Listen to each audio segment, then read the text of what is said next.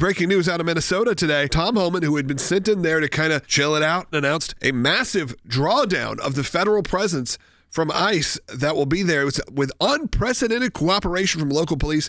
We were talking about 700 federal agents who would be departing the Twin Cities. I think this is an interesting moment. One, I don't know if all of us know the scale of how many people, how many ICE agents are actually on the ground.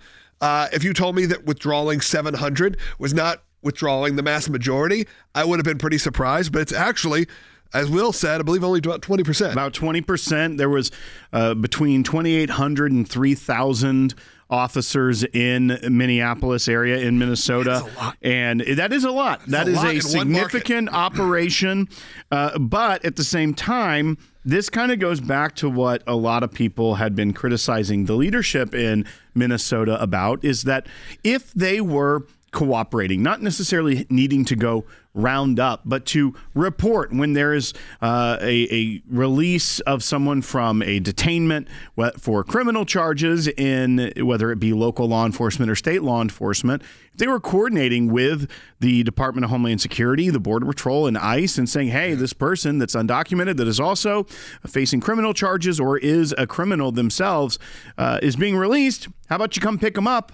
What happens? A lot less drama, a lot safer for both the community and the federal law enforcement. Yeah. And also, you need a lot less people. I see a lot of comments coming in saying he's surrendering to the left. They're watering down everything. I want you to hear this comment from Tom Homan. He said, I'll say it again. This is efficient, and it requires only 1 or 2 officers to assume custody of a criminal alien target rather than 8 or 10 officers going into the community and arresting that public safety threat. And again, he said, we currently have an unprecedented number of counties communicating with us now, allowing ICE to take custody of illegal aliens before they hit the streets.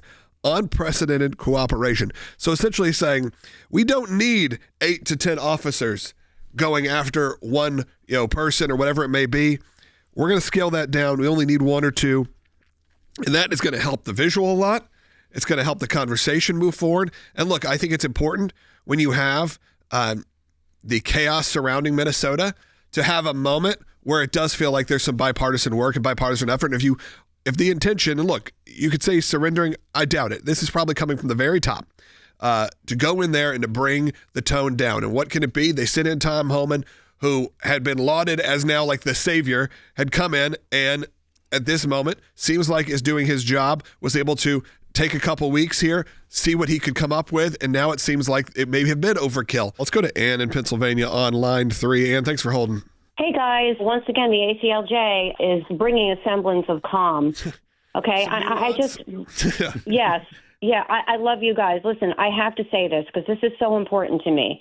I'm very, very stressed out. It's sort of like 2020 and 24 all over again. Some on the right are claiming that, Homan and Trump are caving, standing down, capitulating. Is absolutely not the case. They are merely being, is everybody sitting down? Everybody, are you okay? Strategic. Because what has to happen is as a result of these 2 deaths, okay, there needs to be made a time to sit back, take a breath, okay, because it's the agents, they're the ones being abused on a daily basis. They're getting their fingers bit off. They're getting screamed at. They're getting pushed around and told not to be in their neighborhoods, and they're being abused. But I have to say this one last thing, and I'm so sorry, guys, but I have to say this.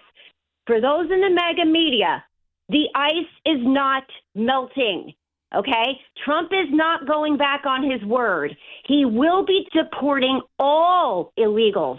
Now, what took 4 years in bringing millions of illegals into the country, they expect to get this done overnight. And I'm so sick and tired of the mega media, and I'm not going to mention who, okay, going after Trump and Homan, second-guessing his leadership, second-guessing who he has appointed.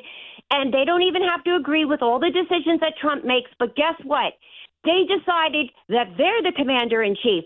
Last I checked, they didn't go and campaign for years. They didn't go and sacrifice so much to get elected. Trump was even shot at twice. They impeached him twice. They brought up false charges against him. Now they're the ones, Trump, he's caving. The ice is melting. What are we going to do? We're going to lose our country. We're going to lose the midterms. Bull Dinky, thank you for ACLJ for letting me call and rant every now and then. You guys are awesome. No, you are too, Ann. We like your rant, Ann. We appreciate it. But I want to start off with you hearing directly from Tom Homan himself. By 11. We want to get these men and women home. They got a job to do at home. And I think we come a long ways. I'm actually, yesterday afternoon I was sitting on my chief of staff, I'm actually amazed at the cooperation and agreements we already talked about and the willingness to work with us. We're doing better than I ever thought we would. Seriously. And I'm excited about getting back to the business of enforcing immigration law without without arresting people for 111 for interference and impeding. We just want to do what we've done for 30 years, 40. I've done doing this 40 years. We want to get back to doing the job, and that's what we plan on doing. And we're not. I want to keep this because I keep hearing it and hearing it and hearing it. We're not surrendering the president's mission on a mass deportation operation. If you're in the country illegally, if we find you, we'll deport you. But this is about target enforcement operation, and that's what we're going to be doing. I think you're going to have a lot of people breathe a sigh of relief when you hear someone like Tom Homan in there. And when he says specifically, this is the president's mission, I think that's also the signal that if you think that for some reason he's bucking the system or is changing the way President Trump or the Trump administration wants this handled, President Trump pays attention to what's going on in the world. He's reading the room. He's reading the temperature. Midterm elections are coming up. There's a lot happening right now. He sees that this has become a splintering moment for a lot of people. That specifically the deaths of Americans, whether you believe as a listener or a watcher of this show, if you believe that they were, I guess, quote unquote, justified or not, it did create a moment of tension going, these are American citizens. These are people who were just demonstrating, who both have been shot to death in the streets by ICE agents. That's a fact. I'm not saying one way or the other, whether you believe that they were justified in the shooting or they were not justified in the shooting. There were still dead Americans because of this situation. So you send in Tom Homan. He looks at everything with his team and decides we don't need 10 agents for every person that we are trying to get out of Minnesota. Maybe we can do that with 1 to 3. And you see this deduction. You see a room being read. Do I think that there'll be people who says this is not enough on both sides?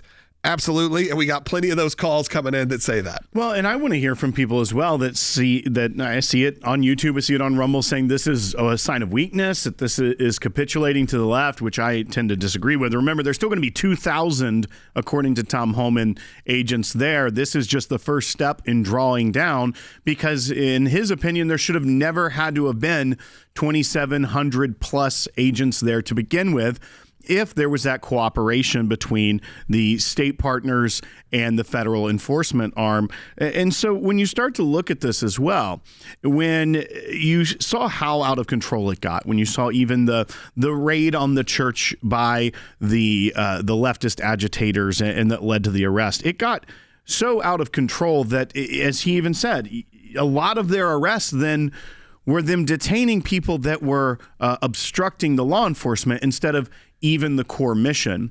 Tom Homan here is being able to get back to the core mission, making sure that they can focus on getting the illegal criminal aliens detained and out of the country, as he said. And so I think that's important to show here. But I think also, instead of looking at Tom Homan as someone who's capitulating by taking 20 to 25% agents out that he no longer feels are necessary because of the steps you are seeing from the local leaders. And I want to play bite 2 from Tom Homan here in a second. But once again, at the same time, you could say the same if you were on the left. Oh, this is capitulation from Tim Walz, from Attorney General Ellison, because they are now allowing him to take criminal aliens at the place where it's the safest for them to do it. We want ICE out completely. So whenever there is some sort of meeting in the middle, when it's such a charged political moment like we see here, I feel like you're going to have people on both sides. They're going to make that an issue. Say, oh, how dare you capitulate? Instead, I'm happy that this could potentially lead to safer immigration enforcement, not just for the officers, for anyone that decides that it's their cause to get out there and obstruct and impede and try to do all the things that they've been doing. I don't want to see more people hurt, whether it be an American citizen that's a civilian or law enforcement. But let's go ahead and play bite 2, because I think this is really telling that the people that were obstructing the whole time were the leaders, and now all of a sudden they're not doing it anymore. Bite 2. And I want to thank, the sheriffs, the governor, and the AG. I think we're in a lot better place than we've ever been in. We never had this kind of cooperation at this level. And I'm not leaving until we get it all done. But I'm happy to say I'm extremely pleased with the leadership team and their outreach to the sheriffs, to the state, to the chiefs. I've talked to many of them. I didn't talk to all of them, but I plan on talking to every one of them before I leave and thanking them for their cooperation. This is the guy that the former Secretary of Transportation Castro had said has a heart of darkness. This was the ultimate evil for the Democrats, Tom Homan. And now you start to see that whenever they find a new evil, another more evil person, because they demonize every single person on the right and in the Trump administration, that, well, he sounds actually like the rational one. It's because you never were listening to begin with. When he is wanting to enforce the laws of this country, it's not because he has a heart of darkness as an evil person. It's because he wants to enforce the laws of the country. That's what he's done his entire career. That's why he was given commendations under administrations like Barack Obama's, because these are serious people. And when you hear these words, I don't see them as a capitulation at all. I see it as him knowing how to efficiently run this system and wanting to do it more efficiently.